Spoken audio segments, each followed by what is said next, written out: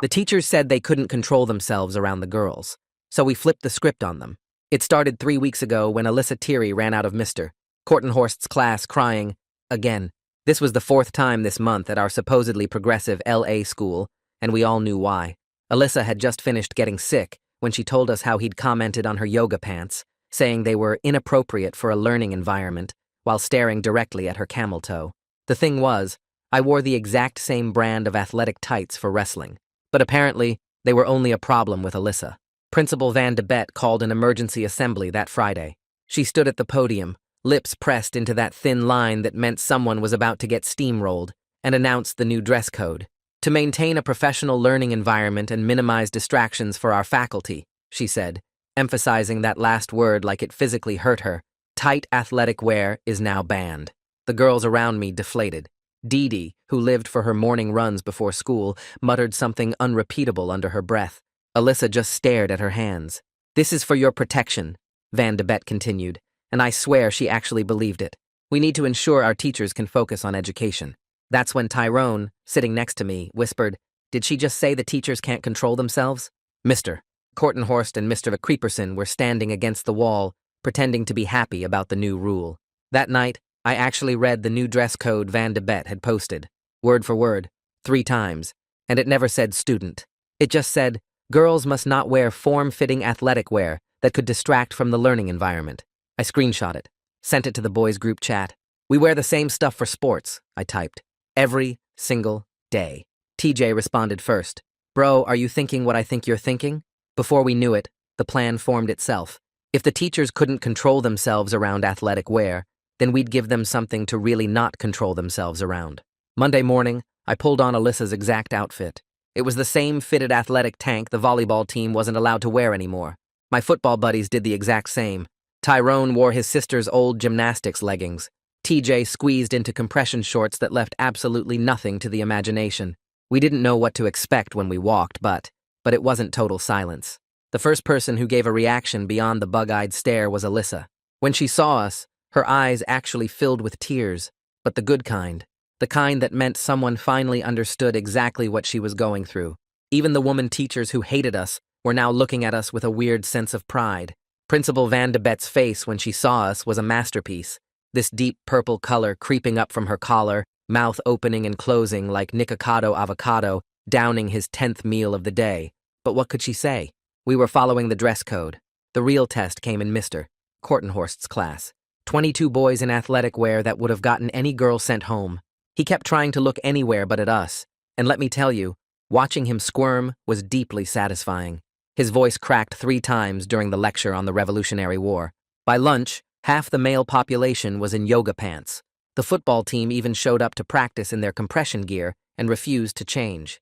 "It's what we wear under our uniforms anyway," our captain told Coach Creeperson. "Unless you're saying there's something distracting about it. Did the underage girls distract you dressed like this, sir?" Creeperson's face went red, then white, then red again. We were doubting whether or not we were doing the right thing. But that's when we heard Mr. Kortenhorst in the hallway talking to Coach Creeperson. "Thank goodness for this new rule. I was starting to think I'd have to request a transfer. You can see everything through those yoga pants, even the outline of their underwear." He trailed off when Creeperson coughed uncomfortably. And the next day, Van de Bett made an announcement on the intercom. "The dress code is meant to protect students from unwanted attention." "Unwanted attention from who?" I asked her when she called me into her office. My purple leggings, yes, purple, seemed to personally offend her. "You know exactly what you're doing," she hissed. "Following the dress code?" I pulled out my phone, showed her the screenshot. "It says right here, this isn't what it means and you know it. Then what does it mean? Why are these clothes only a problem on girls? Why can't your teachers control themselves?" She actually flinched at that. Good. Wednesday was when things got serious. See, Alyssa's mom was on the school board, and Alyssa had been documenting everything. Every comment, every girl who'd been told her body was too distracting for grown men to handle. The wrestlers showed up to their match in protest, asking why them being topless didn't violate the dress code. The tennis team filed a formal complaint that their uniforms showed their knees. The school board scheduled their meeting for 3 weeks out, which meant 3 more weeks of wearing these purple leggings to the school every single day. My thighs chafed. The elastic waistband left marks on my stomach. But quitting now would hand Van de Bett exactly what she wanted. Proof that this was just some stunt instead of a real protest about a real problem. So every morning I pulled on the same outfit, walked past the same staring teachers, and watched them try to figure out what to do about 20 guys dressed exactly like the girls they couldn't stop commenting on. Thursday at lunch, this girl with a notebook approached our table where me, Tyrone, and TJ were eating. She had press credentials hanging from her neck, the official school newspaper kind. She introduced herself as Lucille Koch and asked if she could interview me about the protest for the paper. My stomach dropped. An interview meant my name attached to this whole thing in print, permanently, where colleges and future employers could find it. Tyrone kicked my shin under the table and pointed out we were already pretty visible walking around in athletic wear every day. I agreed to talk. Lucille pulled out her phone to record and asked about how the protest started, what we wanted to accomplish, whether we expected the school to actually change anything. I explained about Alyssa running out of class crying, about reading the dress code word for word and noticing it only said girls, about deciding that if athletic wear was so distracting, then the teachers should have to deal with it on everyone. She took notes while I talked, asking follow-up questions about whether we planned to keep going and what we wanted Van de Bett to do differently. The interview took 20 minutes. She thanked me and said it would run in Friday's paper. That night I barely slept, imagining how my parents would react when they saw my name in print, talking about teacher objectification. Friday morning, the paper came out during homeroom. Lucille had written a full front-page article with the headline about student protest against gendered dress code enforcement. She quoted me directly about the policy never specifying students and about teachers needing to control themselves. By third period, the main office phone was ringing constantly, parents calling to ask why their sons were protesting, parents calling to complain about the school allowing boys to wear inappropriate clothing, parents calling to ask what the hell was going on with the dress code.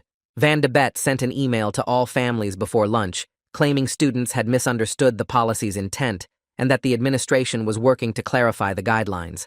The email made it sound like we were confused children who didn't understand what the rules meant, instead of students who had read the actual words she posted. That afternoon, Alyssa found me by my locker and showed me her phone. Her mom had forwarded an entire email chain between Van de Bett and the district office. The administrators were panicking about legal exposure. The district council had actually flagged the gendered language as a Title IX problem weeks ago, before any of this started, but nobody had done anything about it. They just ignored the legal warning and posted the policy anyway. Now they were scrambling to figure out how to fix it without admitting they messed up. Reading those emails felt like finding the cheat codes to a video game. They knew the policy was wrong, and they posted it anyway. Over the weekend, some of the football players started getting pressure from their families to drop the protest and focus on the season. Parents worried about athletic scholarships and college recruiters seeing their kids involved in controversy instead of playing their best. TJ texted the group chat Saturday night, saying his dad was threatening to ground him if he kept wearing the compression gear. 3 other guys posted similar messages about their parents pushing back. Gael Perez, our team captain, sent a message calling an emergency meeting at his house Sunday afternoon. 15 of us showed up, crowding into his basement where his mom had put out pizza and drinks. Gail asked everyone to talk honestly about whether we could keep going or if the cost was getting too high. Some guys admitted they were scared about losing playing time or getting benched for the rest of the season. Others worried about their parents following through on punishment threats. Then TJ stood up and said, "If we folded now, we were basically telling every girl at the school that their dignity mattered less than our football season." He asked how we could look at Alyssa or Dee Dee or any of the other girls and explain that we quit because sports were more important than stopping teachers from objectifying them. Nobody could argue with that. We voted to keep supporting the protest, even if it meant risking our athletic eligibility. Monday morning felt different walking into school.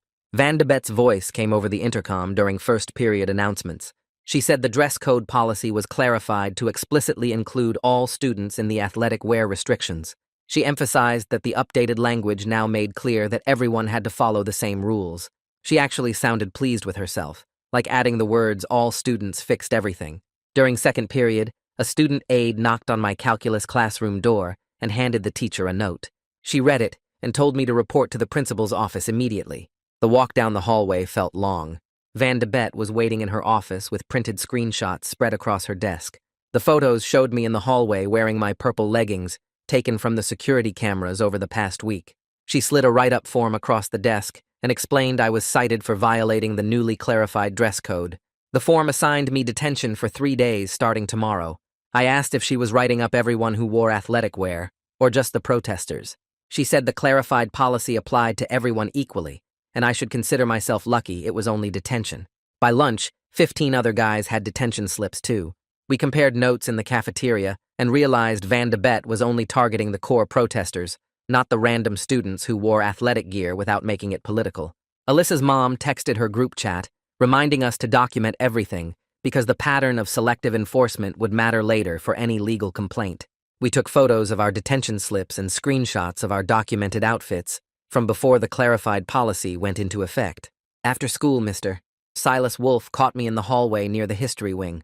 He pulled me aside into an empty classroom and quietly asked if I knew about the district's Title IX office. I admitted I had heard of Title IX, but didn't really understand what it meant.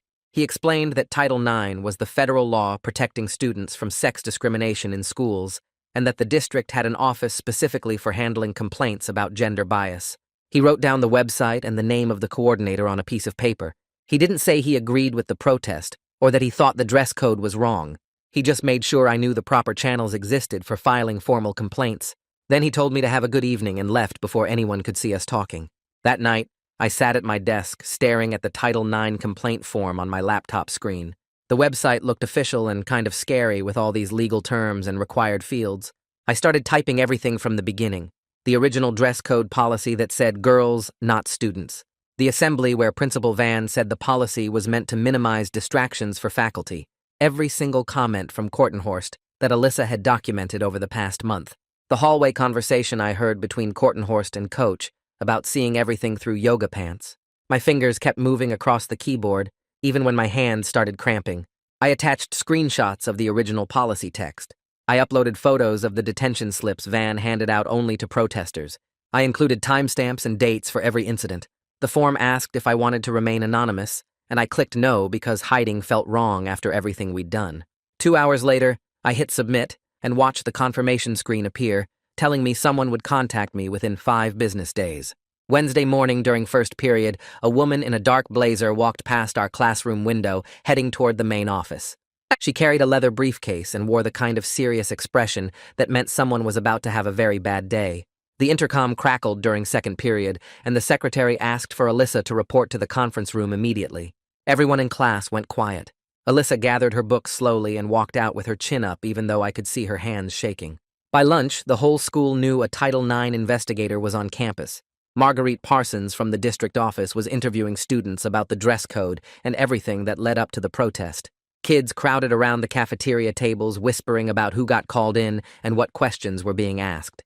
The investigation felt real now in a way that made my stomach flip. Lucille caught me after lunch near my locker holding her phone up with a huge grin on her face. She showed me her latest article about the Title IX investigation being officially opened. The school paper site had already gotten 300 views, and local education blogs were sharing the link. One blog called it a test case for how schools handle gender-based dress code problems. Another site interviewed a lawyer who said the original policy language was pretty clearly discriminatory. My phone buzzed with texts from people I barely knew asking if I'd seen the coverage. The protest wasn't just our school drama anymore. It was turning into something bigger that people outside our campus actually cared about. Thursday, a junior girl stopped me in the hallway between third and fourth period. She crossed her arms and told me I was making the whole school look bad. She said colleges were going to see all this negative attention and think our school was a mess. She asked why I had to be so dramatic about a dress code that wasn't even that serious. I tried to explain about Alyssa and the other girls who got harassed, but she just rolled her eyes and walked away. 2 other students I didn't know gave me dirty looks in the bathroom later. Someone wrote on the stall door that protesters were ruining everything for everyone else. The criticism felt worse than I expected, because part of me wondered if they were right. Friday at lunch, I sat alone at a table in the corner picking at my sandwich without really eating it. The cafeteria noise felt too loud, and I kept thinking about college applications and whether this whole thing was worth potentially messing up my future. Alyssa slid into the seat across from me without asking. She put her hand on the table and said thank you for not giving up. She told me that seeing guys actually stand up for what happened to her made her feel less alone than she'd felt in months. She said knowing someone believed her enough to risk detention and angry classmates meant everything. I felt the doubt in my chest loosen a little bit. This wasn't about my college applications or what other students thought.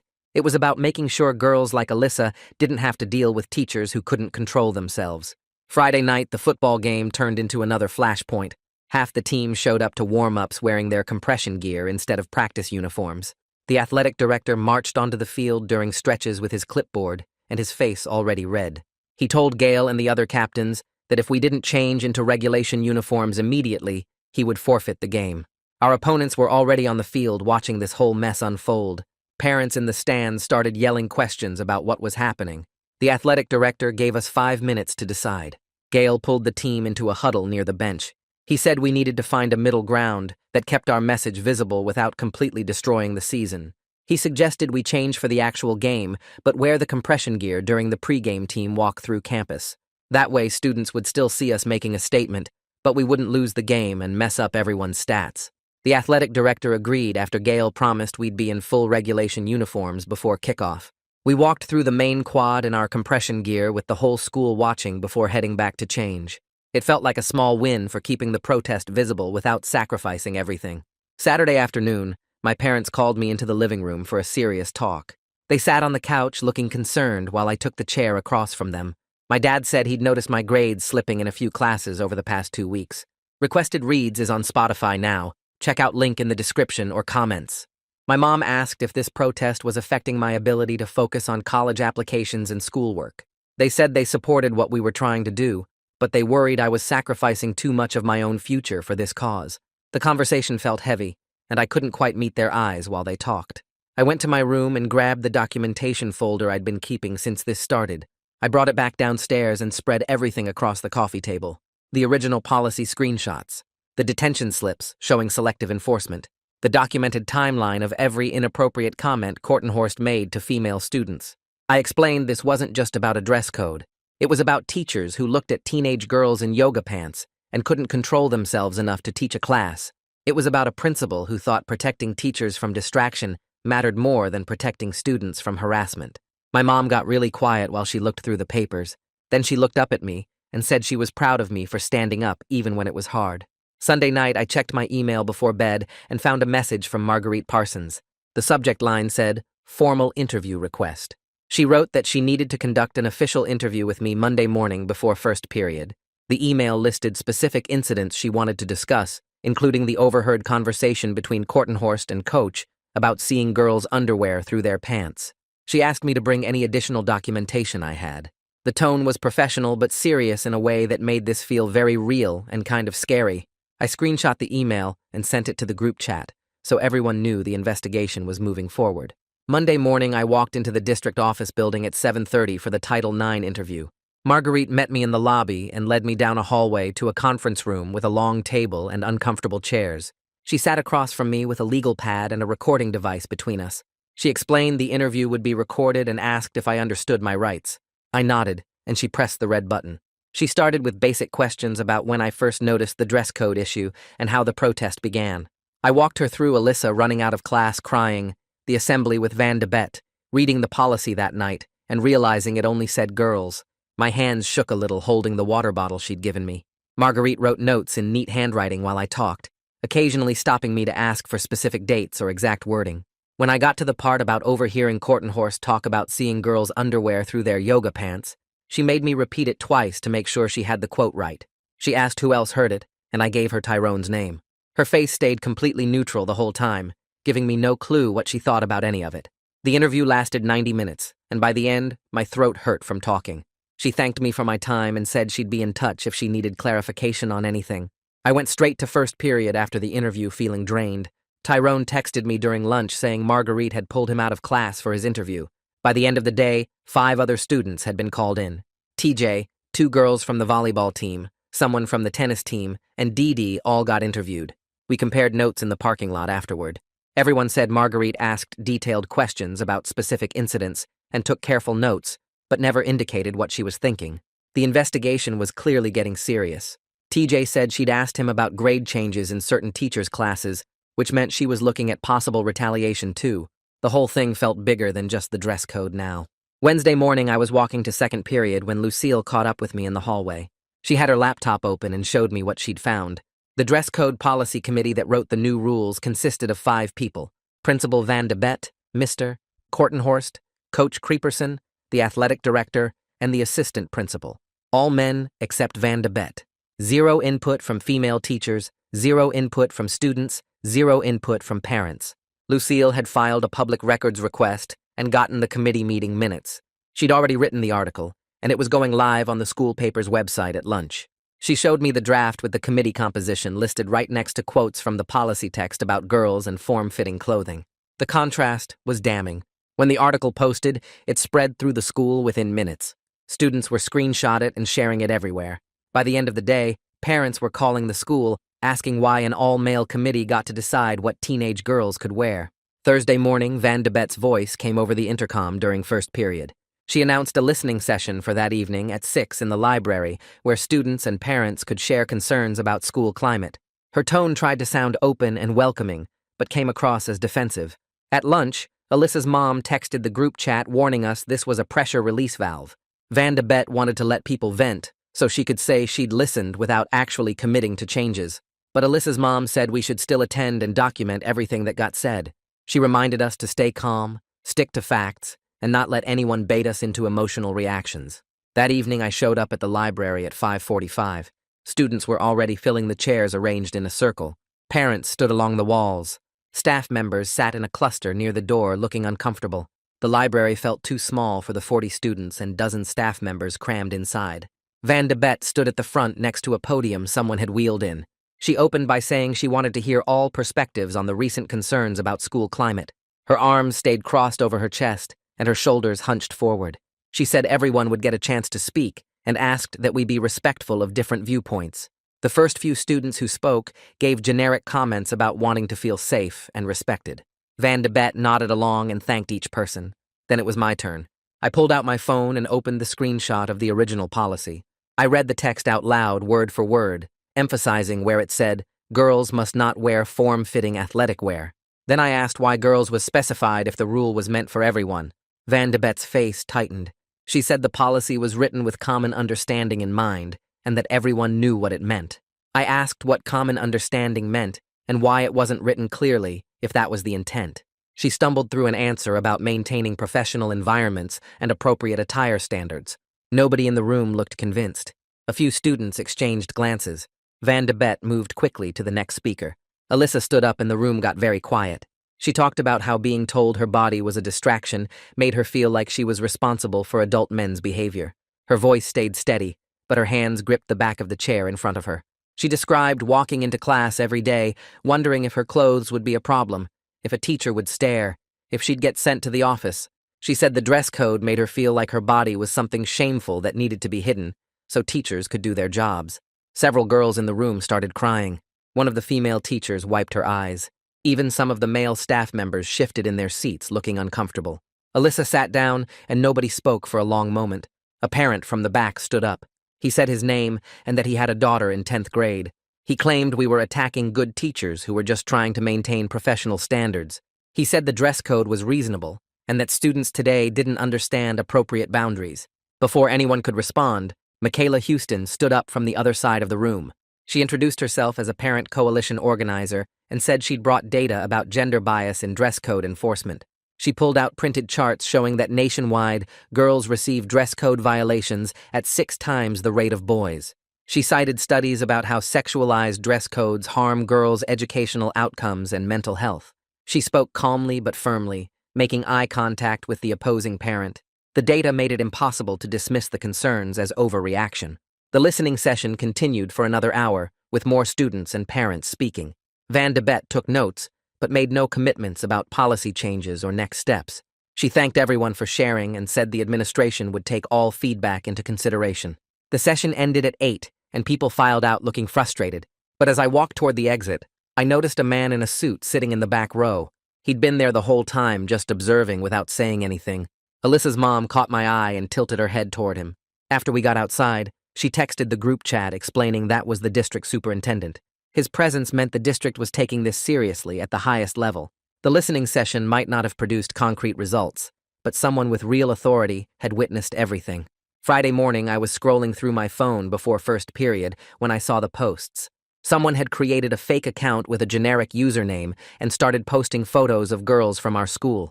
The photos were normal school pictures, but the captions were disgusting. Comments about their bodies, sexual remarks, ratings of their appearance. Multiple girls got targeted, including Alyssa, Dee Dee, and girls from the volleyball team. The posts were spreading fast with people sharing them and adding their own gross comments. Girls were running to the bathroom crying. Teachers were trying to get the posts reported, but new ones kept appearing faster than anyone could flag them. The account had been created sometime overnight and already had dozens of posts. By second period, campus security was involved, and the administration was trying to trace the account's origin. By third period, campus security had tracked the IP address to somewhere off campus, definitely not a student device. The tech guy explained it to principal in her office, and word spread fast because someone's older sister worked in the main office. An adult had created that account, spent hours collecting photos of underage girls, and posted those disgusting comments. The whole thing shifted from stupid online drama to something way more serious and honestly scary. Campus security contacted the police, who started their own investigation into who owned that IP address and whether this counted as harassment or something worse. The rest of Friday felt weird, with teachers looking nervous and students checking their phones constantly to see if new posts appeared. Alyssa looked exhausted, probably from crying in the bathroom between classes after seeing her photo with those comments underneath. Lucille found me after school in the parking lot. She asked if Alyssa would be willing to record a video statement about what it felt like to have teachers comment on her body, speaking directly to camera for the next article. I told her I'd ask, but couldn't promise anything because Alyssa had been through enough already. That weekend, Alyssa texted the group chat saying she wanted to do it. She said people needed to hear directly from someone this happened to, not just read about it secondhand. We met at Lucille's house Sunday afternoon because she had decent camera equipment from her journalism class. Watching Alyssa film that statement was brutal. She sat in front of the camera, took a deep breath, and started talking about walking into class every day, wondering if today would be the day Mr. Kortenhorst stared too long or made another comment. She described the sick feeling in her stomach when he called her outfit inappropriate while looking directly at her body. She talked about how the dress code made her feel like her body was the problem instead of grown men who couldn't control themselves. Her voice cracked twice, but she kept going, and by the end, Lucille and I were both trying not to cry while she stayed completely steady. Her courage was absolutely stunning, and I felt proud to know her. The video ran in Monday's school paper, both online and in print copies distributed around campus. Lucille's article included the video statement alongside updates about the fake social media account investigation and the police involvement. The combination of Alyssa speaking directly about her experience and concrete evidence that an adult was targeting students shifted everything. Parents started calling the school demanding answers. The district office got involved. Local news picked up the story. By lunch Monday, our protest wasn't just about dress codes anymore, but about the whole culture of teachers objectifying students and administrators protecting them instead of us. Tuesday morning, I found a flyer stuck to my car windshield. It claimed students at our school were part of a radical agenda trying to sexualize children and destroy good teachers' careers. The flyer had no source listed, no organization name, just printed accusations and a grainy photo of the protest. The same flyers showed up in mailboxes all around the school neighborhood, my mom told me when I got home. She seemed more angry than worried, which comforting. Other parents in the supportive group chat were posting photos of the flyers they'd received, trying to figure out who sent them. Michaela Houston organized a response within hours. She got the parent coalition together and printed factual information sheets about what actually happened, including quotes from the original dress code policy, timeline of events, and explanation of what we were actually asking for. Wednesday after school, I saw groups of parents walking the same neighborhoods that got the anonymous flyers, knocking on doors and handing out the real information. Michaela had turned this into an actual ground campaign, and watching parents fight for us felt incredible. The parent opposition thought they could spread lies anonymously, but our parents were willing to show their faces and have actual conversations with neighbors about what was really happening. Thursday morning in the hallway between second and third period, Mr. Kortenhorst walked past me deliberately. He was talking to another teacher, but his voice got louder right as he passed. The other teacher nodded along while Mr. Kortenhorst said something about students who should focus more on academics instead of causing drama and how some people clearly had too much free time. He didn't look at me directly, but the message was obvious. My grades were going to suffer because I'd stood up against him. The threat hung in the air even though he never said it explicitly. Mr. Silas Wolfe must have been close enough to hear the exchange because he caught up with me before I reached my next class. He pulled me aside into an empty classroom and explained how to document grade changes through the student portal. He suggested checking my grades weekly and taking screenshots of everything to establish what my grades looked like before any possible payback. He showed me exactly where to find participation grades and how to export the data. He never said directly that he thought Mr. Kortenhorst would retaliate, but the careful way he explained everything made it clear he understood what was happening. That night, I logged into the student portal and started pulling grade data for myself, Tyrone, TJ, and the other main protesters. What I found made my stomach hurt. Several of us had seen our participation grades drop in certain teachers' classes over the past 2 weeks. My grade in Mr. de Kortenhorst's class had gone from a 94 to an 87. Tyrone dropped from a 91 to an 84 in the same class. TJ's participation grade in Coach's class fell from 95 to 88. The pattern was too similar to be random or fair. These were teachers we'd directly challenged, and our grades were falling in their classes specifically while staying steady everywhere else. I screenshot everything and sent it to the group chat. Friday morning, I forwarded all the grade data to Marguerite Parsons. She responded within an hour asking to meet and explaining that payback against students who file complaints was itself a Title IX problem. The investigation was growing beyond just the dress code issue to include how staff treated students who spoke up. She wanted documentation of every grade change, every comment, every interaction that felt like punishment for protesting. The whole thing was getting bigger than any of us expected. Wednesday morning during third period, Principal's voice came over the intercom asking for everyone's attention. She announced that Mr. Kortenhorst had been placed on paid leave while the district completed their investigation. You could hear the collective gasp across campus, even through closed classroom doors. Some students started whispering immediately, while others sat in shocked silence. The teacher whose class I was in looked uncomfortable and tried to redirect everyone back to the lesson, but nobody could focus after that announcement. The classroom erupted the second the intercom clicked off. Some kids started cheering and high-fiving like we'd just won the championship. Others looked worried, whispering about AP history exams coming up and who would teach the class now. I sat there feeling this weird mix of relief and guilt churning in my stomach. Part of me was glad he was gone, that Alyssa wouldn't have to deal with his comments anymore. But another part kept thinking maybe I'd ruined someone's career, even though I knew he did this to himself by being creepy. The teacher tried getting everyone back on task, but it was useless. Everyone had their phones out texting or scrolling through group chats about what just happened. I stared at my desk, feeling like I should be celebrating, but mostly just feeling tired. After school, I found my car in the parking lot and was about to leave when Alyssa knocked on my window. She climbed into the passenger seat without asking, and we just sat there for a minute watching other students walk past. She broke the silence first, saying it felt weird to win something but not feel happy about it. I nodded because I knew exactly what she meant. The whole point was making things safer for girls, but getting there had been exhausting and messy and uncomfortable. She said she was glad he was gone, but wished none of this had been necessary in the first place. We talked for maybe 20 minutes about how strange it felt to force adults to do the right thing. Eventually, she mentioned her mom wanted to help us prepare for tomorrow night's board meeting and asked if I could come over. I agreed, even though the thought of speaking in front of the whole board made my hands sweat.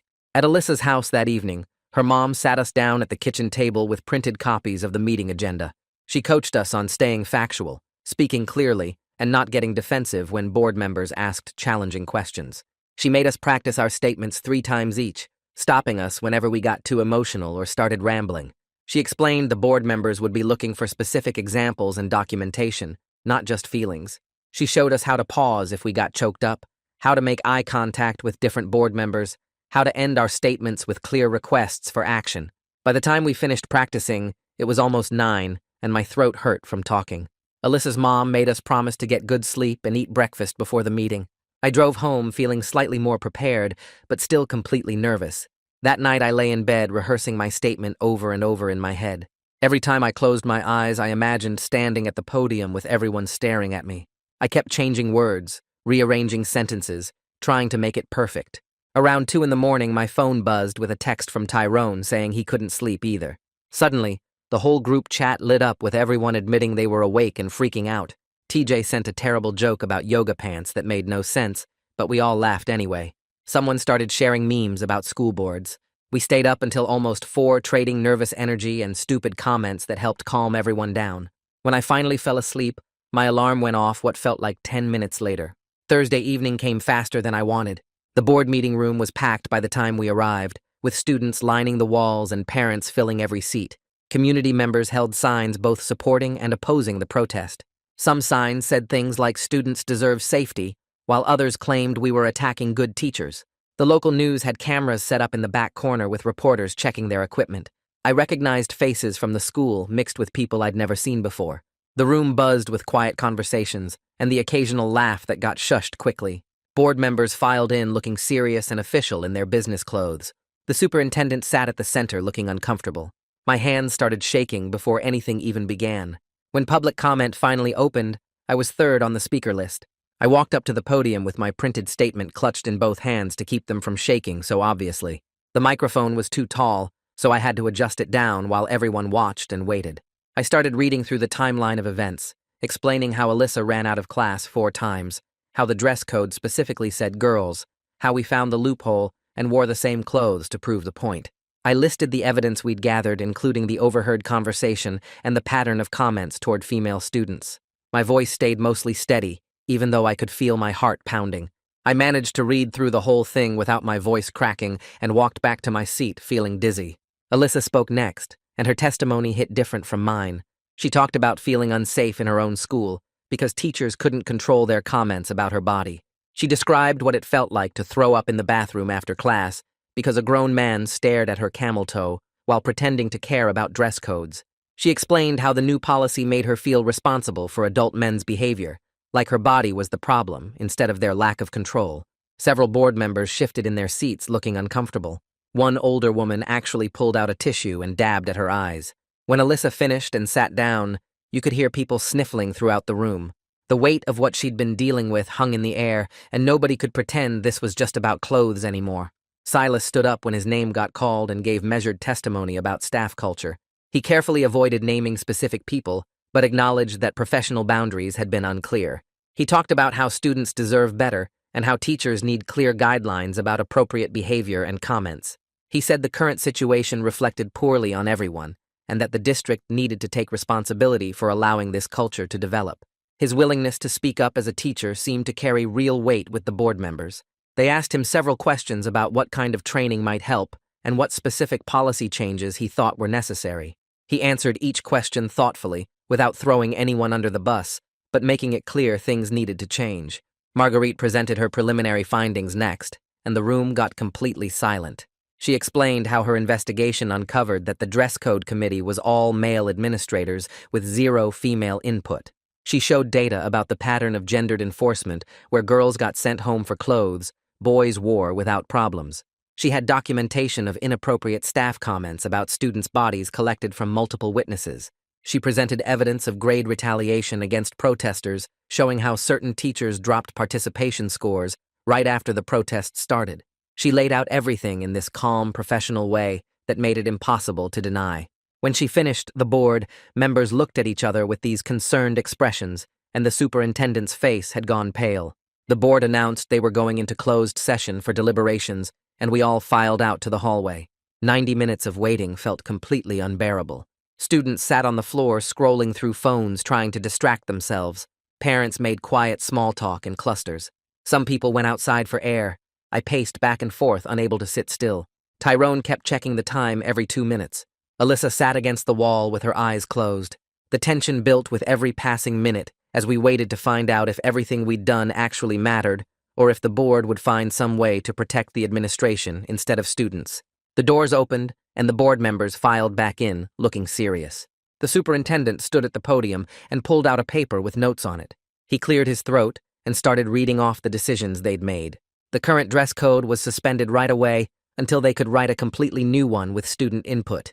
Mr. Kortenhorst's leave was extended for now with no return date set. Coach Creeperson was getting moved to a job where he wouldn't work with students anymore. Principal Van would have someone from the district watching over her for the rest of the school year to make sure things changed. The room stayed quiet while he kept reading. All staff had to do Title IX training starting next month. They were setting up a student committee to review policies before they got approved. The district was hiring someone full-time to handle campus climate issues and student complaints. Students around me grabbed each other's hands, and some people started crying quietly. The changes were way bigger than we thought we'd get. The athletic director stood up next and said all protesters could play sports again immediately with no punishment. Our football season could continue even though we'd already missed 3 games. That's when the room erupted with people clapping and students hugging each other. Parents were taking photos, and some of the board members looked relieved. Walking out of that meeting felt strange because everyone was crying and hugging, but it wasn't pure happiness. The whole fight had been exhausting, and some damage couldn't be fixed. Alyssa had been dealing with inappropriate comments for months before we finally did something. Other girls had been sent home and humiliated. Teachers had proven they couldn't be trusted to act right around teenage students. But we'd actually changed something real and permanent. The policies were different now, and future students wouldn't have to deal with the same garbage we did. Friday morning when I walked onto campus, everything felt different. Teachers were being way more careful about what they said and how they looked at students. You could feel the boundaries had been reset. Some staff members looked angry about it and kept their heads down in the hallways. Most seemed relieved to have clearer rules about what was okay and what wasn't. Students were talking about the board meeting in every class. A few weeks later, Lucille's final article about everything won some regional high school journalism award. She called me asking for another interview about what comes next. I told her the real work was making sure the new policies actually got used and enforced. We couldn't just celebrate and then let everything slide back to how it was before. The Student Advisory Committee held its first meeting on a Tuesday after school. 6 students, including me and Alyssa, sat around a table with 2 board members and a district lawyer. We spent 2 hours going through every line of the old dress code and talking about what was wrong with it. The lawyer took notes on everything we said. We worked on creating language that was actually fair and didn't target specific body types or genders. It was boring work, but important. Mr. Silas actually got recognized by the district for supporting student voice the right way. He told me privately after school one day that speaking up had been scary for him too. Some things matter more than keeping your job safe, though. He said he was proud of all of us for pushing back instead of just accepting how things were. Alyssa and I became actual friends through this whole experience. Not in a romantic way like some people assumed and gossiped about. We just understood what each other had been through. We checked in regularly about how we were processing everything. Sometimes we talked about the hearing or the protest. Sometimes we just hung out and didn't mention any of it. We both needed someone who got it without having to explain. The new dress code took 3 weeks of committee work to finalize. It ended up being gender neutral and focused on health and safety instead of whether clothes were distracting. It included a requirement that students had to have input on any future policy changes. The board voted to approve it at their next meeting. When the final version got posted on the school website, I read through it twice. It wasn't perfect, but it was so much better than what we'd started with. No more targeting girls for having bodies. No more pretending students were responsible for adult teachers not controlling themselves. Clear rules that applied to everyone the same way. 3 months after the board meeting, Marguerite sent an email to everyone involved saying her investigation was officially closed. The final report ran 47 pages, documenting every pattern of inappropriate behavior, every policy failure, and every gap in our school's systems for protecting students. The district posted it publicly on their website, along with schedules for mandatory staff training and new reporting channels students could actually use. Reading through that report felt strange, because it turned everything we'd lived through into official documented facts with bullet points and legal language. Marguerite had interviewed over 30 students and 15 staff members. She'd reviewed 5 years of dress code enforcement data, showing girls got written up at 3 times the rate of boys for identical clothing. She'd documented how the all-male policy committee never consulted female students or staff about the dress code they created. The report included direct quotes from Mr. Kortenhorst's overheard conversation and testimony from multiple girls about his pattern of comments. It laid out exactly how the school's response to Alyssa's complaints had violated Title IX by prioritizing staff comfort over student safety. The district was now required to submit quarterly reports showing they were actually following through on all the changes they'd promised. A week after the report came out, Mr. Kortenhorst submitted his resignation letter rather than face a formal disciplinary hearing where everything would become part of his permanent record. The district accepted it immediately. Coach Creeperson got transferred to some district office job processing equipment orders where he wouldn't have any contact with students.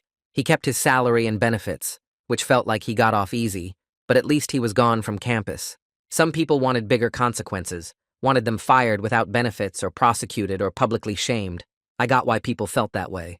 But having their behavior officially documented and them removed from positions where they could hurt more students felt like something real we'd actually accomplished. The consequences weren't dramatic or satisfying in a revenge kind of way. They were just permanent and recorded in official files that would follow these guys to any future education jobs. That mattered more than I'd expected it to. Looking back now as second semester starts, I feel proud of what we managed to do, even though it cost us so much time and stress and some friendships that didn't survive the tension. We proved students can actually push back against systems that aren't fair and sometimes win if we're willing to document everything and keep showing up even when it gets uncomfortable. The school is measurably safer because we refuse to accept that girls' bodies were the problem instead of teachers who couldn't control their own behavior. The policy changes are permanent and written into official district guidelines now. The reporting systems are actually functioning with a dedicated coordinator who takes complaints seriously. Future students will benefit from boundaries we fought to establish without having to go through what Alyssa and the other girls went through. That matters more than any dramatic ending could have. Well, that's the grand finale, if you can call it that. If you're still here, you clearly have questionable taste, but I respect the dedication. Go on, subscribe, and see how much worse it gets next time.